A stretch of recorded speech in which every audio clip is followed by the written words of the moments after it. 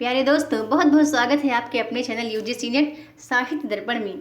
तो फ्रेंड्स, आज की क्लास में हम इकाई 7 को लेकर आए हैं। इकाई 7 में अज्ञेयकृत कहानी रोज को लेकर आए हैं, जिसको हम देखते हैं कि रोज कहाँ पर संकलित है, किस कहानी संग्रह में, और रोज के संबंध में अज्ञेय जी ने क्या कहा है।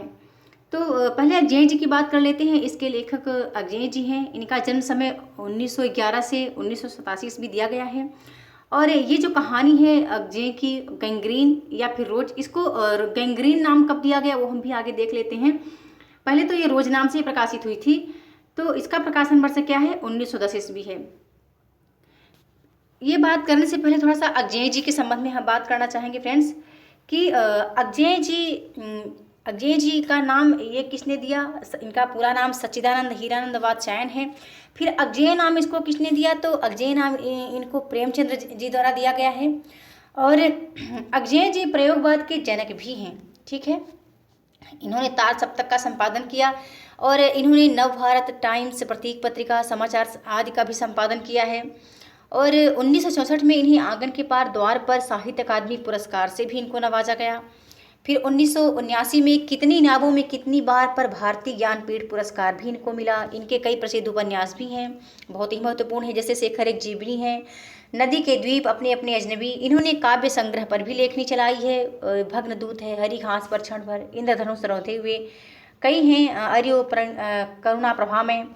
फिर इन्होंने निबंध भी लिखे हैं। इनके बहुत महत्वपूर्ण निबंध भी प्रसिद्ध हैं, जैसे त्रिशंकु हो गया, सब रंग कुछ राग, अद्यतन है, स्मृति लेखा है, बहुत ही महत्वपूर्ण है। कहानियाँ भी इन्होंने लिखी, विपथगा है, परंपरा, कठोरी की बात, शरणार्थी। आज हम इसकी बात तो कर ही रहे हैं यहाँ पर, गैंग्रीन की। अरे, और इन्होंने यात्रा वृत्तांत लिखा, अरे यायावर रहेगा याद, एक बूंद सहसा उछली।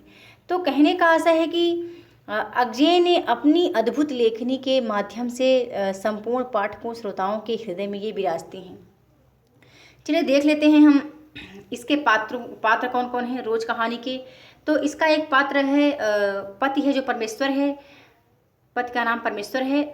पत्नी मालती है, और पत्नी मालती का ही पुत्र है किटी। कहीं कहीं पर उसका नाम टिटी भी आता है, तो आप देख लीजिएगा। एक और अन्य पात्र आता है मालती का भाई या दोस्त, मित्र, सखा, जो भी कह लीजिए, नरेटर भी आता है। ठीक है, इस कहानी का उद्देश्य क्या है पहले हम ये देख लेते हैं। अच्छा, कहानी का उद्देश्य बताने से पहले मैं सबसे पहले आपको गैंग्रीन से फ्रेंड्स अवगत कराना चाहूँगी कि गैंग्रीन क्या होता है। जो शब्द यहाँ गैंग्रीन दिया गया है, फिर उसको रोज क्यों कहा गया। तो गैंग्रीन क्या है कि जब किसी भी कारण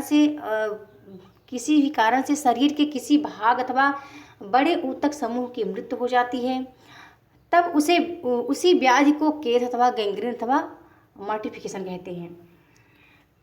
और इसके संबंध में बताना चाहूँगी, इसका हम उद्देश्य देख रहे हैं। तो रोज अज्ञेय एक चर्चित कहानी है। यह विपथगा शीर्षक कहानी संकलन के पहले संस्करण में छपी थी। अब आप याद रखिएगा कि ये किस में छपी है।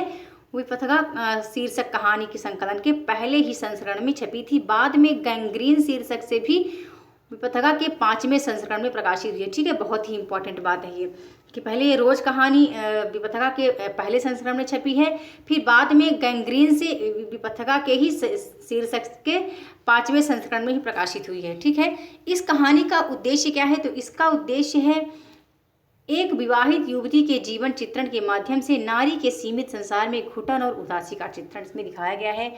अब फ्रेंड्स, गैंग्रीन की थोड़ा सा समीक्षा की बात करूँ मैं, तो गैंग्रीन कहानी एक औसत स्त्री की जिंदगी में रोज घटने वाली नीरस और अनुत्पादक घटनाओं का ब्यौरा मात्र लगती है। पति के साथ सुदूर किसी पहाड़ी प्रदेश में गृहस्थी बसाती मालती नामक स्त्री के पास अपने लिए करने को कुछ भी नहीं है।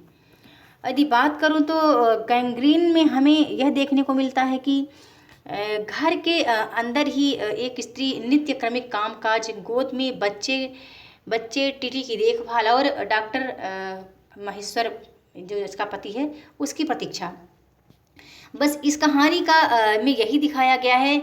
और फ्रेंड्स, बताना चाहूँगी कि ये कहानी मालती की ही नहीं है, यानी रोज कहानी की पात्र जो मालती है उसकी ही नहीं है, बल्कि 10 में से हर 5 भारतीय नारी की यही कहानी है। फिर बात करूँ तो मालती की जो जिंदगी है, तो जैसे इन्हीं 3 सोपानों के इर्द गिर्द घूमती है कौन, उसका पति, उसका बेटा और उसका जो घर गृहस्थी का काम है। बस उन्हीं 3 सोपानों के बीच वो उसकी ज़िंदगी ठहर कर रह गई है। मालती की ज़िंदगी का सबसे बड़ा अभिशाप यह है कि उसके सामने अपने को सिद्ध करने के लिए कोई चुनौती या संघर्ष नहीं है।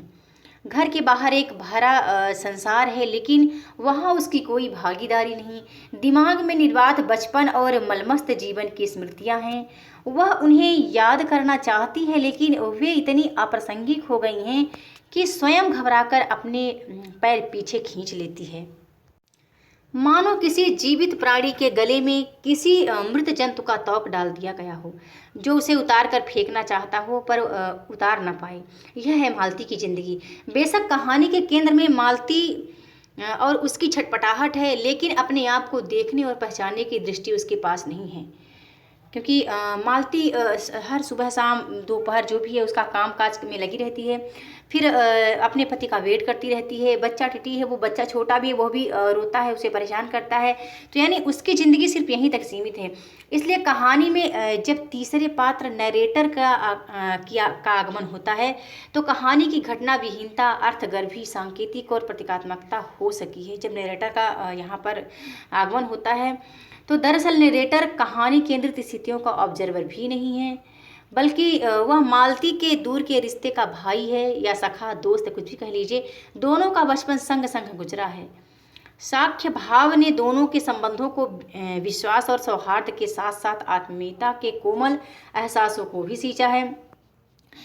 क्योंकि जब यहाँ पर नरेटर आता है मालती से मिलने, तो 18 मील पैदल चलकर मालती के घर जैसे वह पहुँचता है, वह देखता है कि उसके साथ जो बचपन की स्मृतियों को वह जीना चाहता है, आज वह मालती में नहीं है। यानी पहले की जो दबंग मस्त मौला मालती थी वह कहीं खो गई है। उसकी जगह जो उदासीन निरासक्त लड़की आज उसके सामने खड़ी है, दुबली सी, सूखी सी, उसे तो वह जानता तक नहीं। यानी मालती जैसे पहले थी वैसी आज नरेटर को नहीं दिख रही है। वह सोचता है कि वह सोचने लगता है कि क्या विवाह के 2 वर्ष में ही वह बीते दिन भूल गई है, ऐसा नरेटर सोचने लगता है।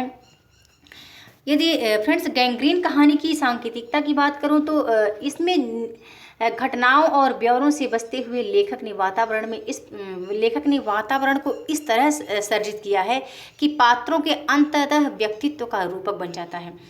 उदाहरण के तौर पर यदि हम देखें तो इसके 2 वक्तव्य हमें ऐसे मिलते हैं। पहला वक्तव्य मिलता है जब कहानी का शुरुआती वाक्य जैसे नरेटर मालती के घर पर घुसता है, उसे महसूस होता है कि मानो उस पर किसी सांप की छाया मंडरा रही हो। उसके वातावरण में कुछ अकथ्य, अस्पृश्य किंतु बोझिल और प्रकंप में घना सा फैल रहा था। जैसे वो देखता है मालती को, उदास सी मालती, उसके चेहरे पर कोई रौनकता नहीं, कोई चमक नहीं, तो वह समझ जाता है कि इसकी ज़िंदगी बस ऐसे ही गुजर रही है। फिर दूसरा वक्तव्य देखने को मिलता है कहानी के अंत में, उसके अंतिम हिस्से में कि देखने को मिलता है निष्कर्षात्मक रूप में कि हमें यह देखने को मिलता है जहां नरेटर को संतोष भी हो जाता है कि उसने मालती महेश्वर की यांत्रिक एवं अवसादपूर्ण दिनचर्या और संबंधों के मूल कारण को समझ लिया है कि मालती की जिंदगी नीरस ही नहीं, भविष्य विहीन भी है। उसका हर रोज एक ही रंग, स्वाद और पोशाक के साथ आता है। भविष्य के साथ बेहतरीन की कोई उम्मीद नहीं।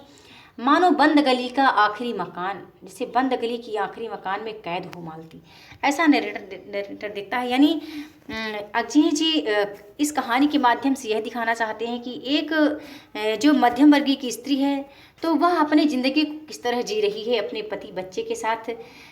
तो हमने देखा आज इस कहानी के कुछ महत्वपूर्ण तथ्यों को। फ्रेंड्स, आपको ये कहानी कैसी लगी कमेंट करके ज़रूर बताना। वीडियो देखने के लिए बहुत बहुत धन्यवाद।